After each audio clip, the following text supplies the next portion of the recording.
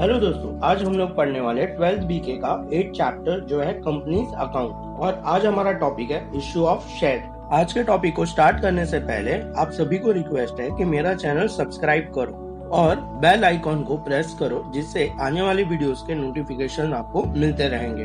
और मेरे साथ पर्सनल इंटरेक्शन बनाए रखने के लिए मेरा व्हाट्सएप ब्रॉडकास्ट ज्वाइन करो, जिसके लिए दिए हुए नंबर पे आपका नाम, आपका लोकेशन और आपका कॉलेज नेम के साथ मैसेज करो। चलिए दोस्तों, अभी हम लोग स्टार्ट करते हैं इश्यू ऑफ शेयर्स का फर्स्ट पार्ट।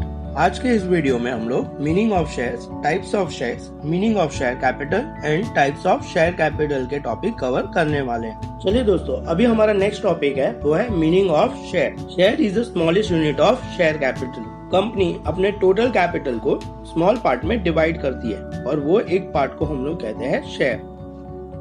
फॉर एग्जाम्पल, अगर कंपनी का टोटल कैपिटल 10 लाख रुपीज है, अगर कंपनी उसको 1 लाख यूनिट में डिवाइड करना चाहती है तो उसके पर यूनिट का प्राइस हो जाएगा 10 लाख डिवाइड बाय 1 लाख, तो पर यूनिट का प्राइस रहेगा ₹10। वही पर यूनिट को कहते हैं शेयर। चलिए दोस्तों, हमारा नेक्स्ट टॉपिक है types of shares. Company shares को दो टाइप में डिवाइड करती है, जो होते हैं इक्विटी शेयर्स और प्रेफरेंस शेयर्स। चलिए दोस्तों, अभी हम लोग स्टार्ट करते हैं इक्विटी शेयर्स के मीनिंग के बारे में। इक्विटी शेयर को ऑर्डिनरी शेयर भी कहा जाता है, मगर कंपनीज एक्ट के हिसाब से इक्विटी शेयर्स यानी वो शेयर्स होते हैं जो प्रेफरेंस शेयर्स नहीं होते हैं। चलिए दोस्तों, अभी हम लोग देखते हैं प्रेफरेंस शेयर्स के बारे में। प्रेफरेंस शेयर्स यानी वो शेयर्स होते हैं जिसको प्रेफरेंशियल राइट्स मिलते हैं, यानी उनको पेमेंट ऑफ डिविडेंड और रीपेमेंट ऑफ कैपिटल का पेमेंट उनको सबसे पहले किया जाता है। पेमेंट ऑफ डिविडेंड में प्रेफरेंस शेयर को फिक्स रेट ऑफ डिविडेंड मिलता है और उनको रीपेमेंट ऑफ कैपिटल भी मिलता है, यानी प्रेफरेंस शेयर होल्डर को after certain period of time उसका कैपिटल उसको रिफंड मिल जाता है। वही इक्विटी शेयर होल्डर को रेट ऑफ डिविडेंड फ्लक्चुएटिंग रहता है, यानी कंपनी के प्रॉफिट एंड लॉस के ऊपर इक्विटी शेयर होल्डर का डिविडेंड डिपेंड रहता है। इक्विटी शेयर होल्डर को रीपेमेंट ऑफ कैपिटल सिर्फ winding up of the company, यानी कंपनी के बंद होने के बाद ही उसको अपना कैपिटल रिफंड मिलता है। चलिए दोस्तों, अभी हम लोग देखते हैं types of preference share. Preference share के टोटल 8 टाइप्स होते हैं, जो है redeemable preference share, irredeemable preference share, cumulative preference share, non cumulative preference share, participate preference share, non participate preference share, convertible preference share and non convertible preference share. चलिए दोस्तों, अभी हमारा next topic है meaning of share capital. जब company अपने capital को share के through collect करती है, यानी शेयर इश्यू करके अपने कैपिटल को रेज करती है, उसको कहते हैं share capital. For example, company public को शेयर इश्यू करती है और उसके बदले पब्लिक उसको कुछ अमाउंट पे करती है, उसको हम लोग कहते हैं शेयर कैपिटल। उसमें फर्स्ट टाइप है ऑथोराइज्ड शेयर कैपिटल। ये शेयर कैपिटल को कंपनी अपने मेमोरेंडम ऑफ एसोसिएशन बुक में मेंशन करती है।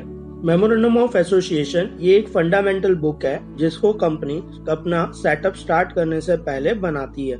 ये शेयर कैपिटल को रजिस्टर्ड कैपिटल और नॉमिनल कैपिटल भी कहते हैं। ऑथोराइज कैपिटल कंपनी के मैक्सिमम कैपिटल होती है, जिसको कंपनी अपने लाइफ टाइम तक पब्लिक से कलेक्ट करती है। फॉर एग्जाम्पल, अगर कंपनी का लाइफ टाइम तक का रिक्वायरमेंट ₹10 करोड़ है, तो कंपनी अपने 10 करोड़ रुपीस को ₹10 के हिसाब से पब्लिक से लाइफ टाइम तक कलेक्ट करती है।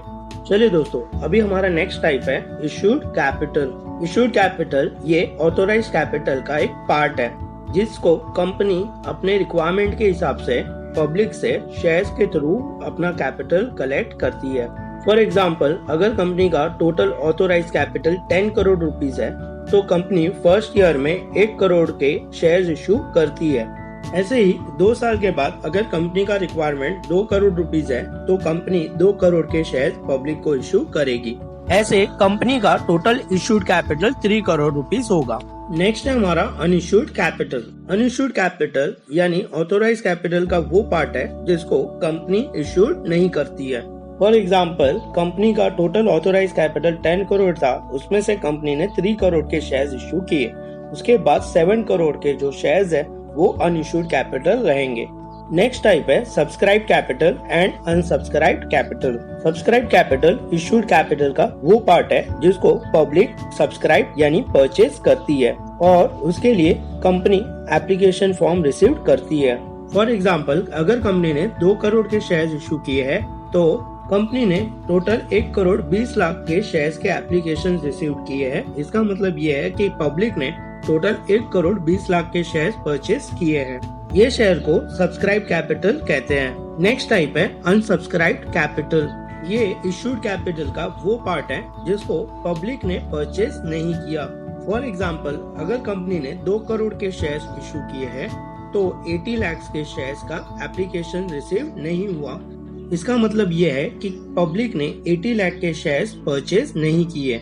नेक्स्ट टाइप है कॉल्ड अप कैपिटल।